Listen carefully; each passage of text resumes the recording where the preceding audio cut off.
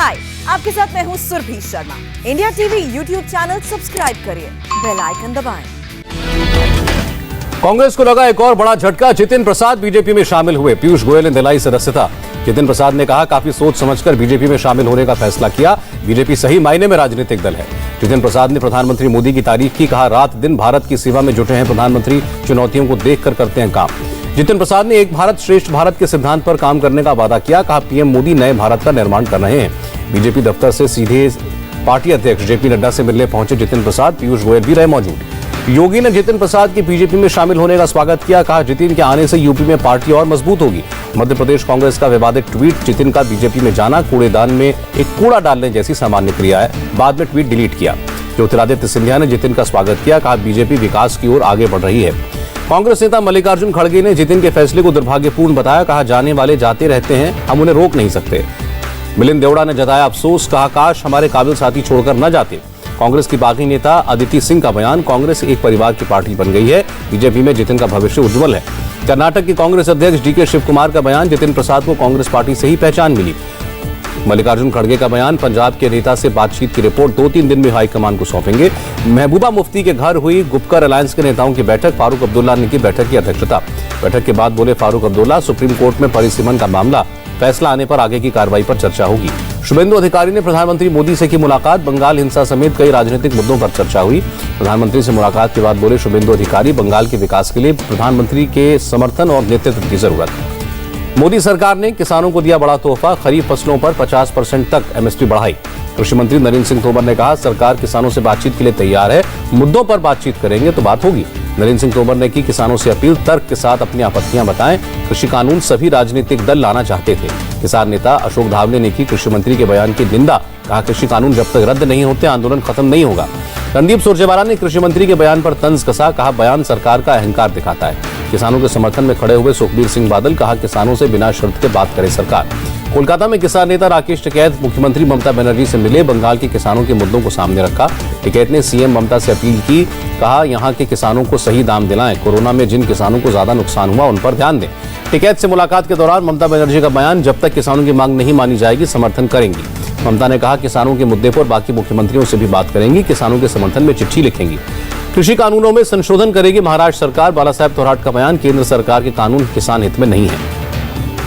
राजस्थान सरकार ने दी किसान मित्र ऊर्जा योजना के प्रारूप को मंजूरी। कृषि उपभोक्ताओं को मिलेंगे साल में 12,000 रुपए। राज्यों और केंद्र शासित प्रदेशों के पास 1,33,00,000 वैक्सीन उपलब्ध। अगले 3 दिनों में मिलेंगी 3 लाख और वैक्सीन। भारत बायोटेक ने उस स्टडी को किया खारिज जिसमें कहा गया कोवैक्सीन से ज्यादा कोविशील्ड में एंटीबॉडीज बनती है। भारत बायोटेक ने स्टडी के अधूरा होने का बताया आधार। कहा, कोवैक्सीन के फेज 3 ट्रायल की फाइनल रिपोर्ट जुलाई में प्रकाशित की जाएगी।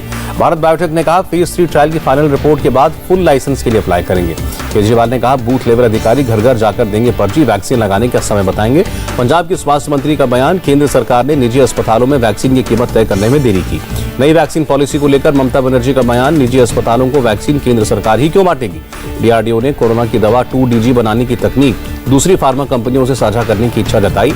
डीआरडीओ ने बयान जारी करके कहा, 15 भारतीय फार्मा कंपनियों से साझा करेंगे तकनीक। 17 जून तक कंपनियां कर सकती हैं आवेदन। डीआरडीओ की 2DG दवा बनाने के लिए साथ आई 2 कंपनियां, ली फार्मा और IICT ने नॉन एक्सक्लूसिव लाइसेंसिंग समझौता किया। देश में लगातार दूसरे दिन कोरोना के 1 लाख से कम मामले आए। 24 घंटे में 92,719 लोग पॉजिटिव। कोरोना से एक दिन में 2,222 लोगों की मौत। देश में एक्टिव केस की संख्या 12,26,000 से ज्यादा। महाराष्ट्र में कोरोना के 10,989 नए केस, 261 लोगों की जान गई। मुंबई में 788 नए मामले, 27 की मौत। आंध्र प्रदेश में 8,766 नए केस आए, 12,000 से ज्यादा मरीज ठीक हुए। दिल्ली में कोरोना के 337 नए केस, 24 घंटे में 36 लोगों ने दम तोड़ा। यूपी में पिछले 24 घंटे में 709 नए केस आए, 1,706 लोग ठीक हुए। गोवा में 24 घंटे में कोरोना के 456 लोग संक्रमित, 16 लोगों की मौत। जम्मू कश्मीर में कोरोना के 1,098 नए मामले, 17 लोगों ने दम तोड़ा। जून में राज्यों को मिली एम्फो-बी की 3 लाख से ज्यादा शीशियां। एम्फो-बी के उत्पादन के लिए सरकार लगातार कर रही है काम। ओडिशा के 4 जिलों से रवाना हुए 1,541 ऑक्सीजन टैंकर देश के 17 राज्यों और केंद्र शासित प्रदेशों में करेंगे सप्लाई। श्रीनगर में जम्मू कश्मीर के उपराज्यपाल मनोज सिन्हा ने 500 बेड के कोविड हॉस्पिटल का उद्घाटन किया। डीआरडीओ की मदद से तैयार किया गया है। जम्मू कश्मीर बोर्ड ने रद्द की 11वीं और 12वीं की परीक्षाएं, कोरोना की वजह से फैसला। लखनऊ में कालाबाजारी के आरोप में 6 लोग गिरफ्तार, रेमडेसिविर और एम्फो-बी की कर रहे थे कालाबाजारी। नागालैंड में 18 जून तक बढ़ाया गया लॉकडाउन, चर्च में 20 लोगों की एक साथ प्रार्थना करने की छूट। यूपी के सभी 75 जिले हुए अनलॉक, वीकेंड और नाइट कर्फ्यू जारी रहेगा। 40 दिन के बाद नोएडा मेट्रो शुरू, सुबह 7 से रात 8 बजे तक चलेगी। शनिवार और रविवार को सीमाएं बंद। झारखंड में शर्तों के साथ बढ़ाया गया लॉकडाउन, 23 जिलों में खुलेंगी दुकानें, वीकेंड पर रहेगा संपूर्ण लॉकडाउन। गुजरात सरकार का बड़ा ऐलान, 11 जून से शुरू होगी अनलॉक की प्रक्रिया, नाइट कर्फ्यू लागू रहेगा। गाइडलाइन के मुताबिक 11 जून से खुलेंगे धार्मिक स्थल, 50 से ज्यादा लोग एक जगह नहीं हो सकते हैं इकट्ठा। गुजरात सरकार ने 50% क्षमता के साथ जिम, होटल और रेस्टोरेंट खोलने की इजाजत दी। दुकानें सुबह 9 बजे से शाम 7 बजे के बीच खुल सकेंगी। वैक्सीन नहीं लगवाने वालों को एमपी के निवाड़ी पुलिस ने सबक सिखाया। मुझसे दूर रहे, मैंने टीका नहीं लगवाया है, ऐसा पोस्टर शरीर पर चिपकाया। यूपी में 23 लाख कंस्ट्रक्शन वर्कर्स को राहत, सीएम योगी ने 230 करोड़ रुपए ट्रांसफर किए। उत्तराखंड सरकार का बड़ा फैसला, सीएम वात्सल्य योजना के तहत अनाथ बच्चों की जिम्मेदारी लेगी। 21 साल तक बच्चों के लिए सहायता राशि, निःशुल्क राशन, शिक्षा और नौकरी में आरक्षण देगी सरकार। नोएडा के सेक्टर 135 से 16 लोग गिरफ्तार, कोरोना नियमों का उल्लंघन करके मना रहे थे पार्टी। विजयवाड़ा में जूनियर डॉक्टर्स की हड़ताल, बीमा योजना, स्टाइपेंड में बढ़ोतरी और कोविड इंसेंटिव की मांग। जापान में गर्मी के चलते वैक्सीनेशन सेंटर के गेट पर लगाए एसी, कम किया वेटिंग टाइम, एक दिन में 10,000 लोगों को लगाई हुई वैक्सीन। यूरोपियन यूनियन ने जारी किया नया ट्रैवल सर्टिफिकेट, यूरोपीय देशों से बीच बिना क्वारंटीन और एक्स्ट्रा टेस्ट के कर सकेंगे सफर। पाकिस्तान में 1 करोड़ लोगों को लगी एंटी कोविड वैक्सीन, सरकार ने तीसरी वेव रोकने का दावा किया। नए नियमों को लेकर कोरोना ने अब तक लिए गए फैसलों की जानकारी केंद्र सरकार को दी, अनुबंध पर नोडल कॉन्ट्रैक्ट पर्सन नियुक्त किया गया। ट्विटर ने कहा, नए दिशा निर्देशों के पालन के लिए हम प्रतिबद्ध हैं, भारत सरकार ने दिया है आश्वासन। विदेश मंत्री एस जयशंकर ने की कतर में एनएसए से मुलाकात, कोरोना से जंग में कतर के सहयोग के लिए धन्यवाद दिया। रिटायर्ड आईएएस अफसर अनूप चंद पांडे ने दिल्ली में चुनाव आयुक्त के रूप में कार्यभार संभाला। यूपी के मुख्य सचिव अनूप चंद। कॉम्बैट आर्मी एविएशन ट्रेनिंग के लिए 2 महिला अधिकारियों का चयन, 15 महिला अधिकारियों ने चयन प्रक्रिया में हिस्सा लिया था। नासिक में प्रशिक्षण पूरा करने के बाद जुलाई 2022 से दोनों पायलट्स को फ्लाइंग ड्यूटी में लगाया जाएगा। सीबीआई ने बिजनेसमैन गौतम थापड़ के खिलाफ मुकदमा दर्ज किया। येस बैंक के 466 करोड़ रुपए के घोटाले का मामला। कोलकाता में एनकाउंटर में मारे गए 2 वांटेड बदमाश जयपाल भुल्लर और जस्सी को पुलिस ने ढेर किया। दोनों बदमाशों से मुठभेड़ के दौरान एक इंस्पेक्टर घायल, पुलिस ने 7 लाख कैश, 5 हथियार समेत कई राउंड गोलियां बरामद की। दिल्ली हाईकोर्ट ने खारिज की सुशील कुमार की हाई प्रोटीन डाइट वाली याचिका, 9 दिन की न्यायिक हिरासत में है सुशील कुमार। बेंगलुरु में 20 सिम कार्ड्स के डिब्बे जब्त किए गए, पुलिस का बयान, गैर कानूनी काम में हो सकता था सिम का इस्तेमाल।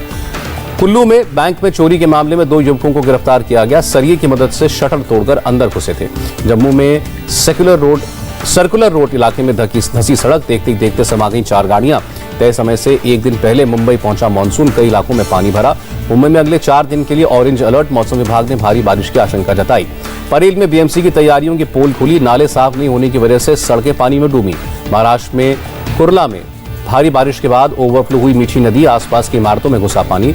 साइन में रेलवे ट्रैक पर पानी भरा, वेस्टर्न लाइन पर सीएसटी और कुर्ला के बीच लोकल ट्रेन बंद की गई। अंधेरी में पानी भरने के कारण सबवे बंद, गाड़ियों की आवाजाही रोकी गई। मुंबई में बारिश के बीच आरोप प्रत्यारोप का सिलसिला शुरू, रेलवे ट्रैक पर पानी भरने के लिए मुंबई की मेयर ने रेल विभाग को दोषी ठहराया। सेंट्रल रेलवे के सीपीआरओ ने मुंबई की मेयर के आरोपों का खंडन किया, कहा यात्रियों की सुविधा के लिए बीएमसी के अधिकारियों से लगातार संपर्क में है। राष्ट्रपति जो बाइडेन ने टिकटॉक समेत चीन के सभी ऐप्स को बैन करने के ट्रंप के फैसले को वापस किया, जो बाइडेन की टीम करेगी रिव्यू। अफगानिस्तान में हेलो ट्रस्ट संगठन पर बंदूकधारियों ने किया हमला, 10 लोगों की मौत, 14 घायल। पेट्रोल डीजल की बढ़ती कीमतों के खिलाफ सड़क पर उतरेगी कांग्रेस, 11 जून को देश भर में पेट्रोल पंपों के सामने प्रदर्शन करेगी। अमेरिकी डॉलर के मुकाबले रुपया 8 पैसे गिरा, $1 की कीमत 72 रुपए 97 पैसे रही। सेंसेक्स में 333 अंकों की गिरावट, निफ्टी भी 104 अंक नीचे आया। टीएमसी सांसद नुसरत जहां का बयान, मेरे तलाक का सवाल ही पैदा नहीं होता, हम काफी वक्त से अलग रह रहे हैं। नुसरत जहां ने कहा, मेरी शादी तुर्की में हुई थी, भारत में कानूनी रूप से लेनी थी मान्यता, जो नहीं ले पाई। नुसरत जहां ने कहा, भारतीय कानून के तहत मेरी शादी वैध नहीं है बल्कि लिव इन है। अभिनेता दिलीप कुमार की हुई सर्जरी, गुरुवार को हो सकते हैं डिस्चार्ज। टोक्यो ओलंपिक में भारतीय दल के सदस्य ब्रांडेड कपड़े नहीं पहनेंगे, जर्सी पर सिर्फ भारत लिखा होगा।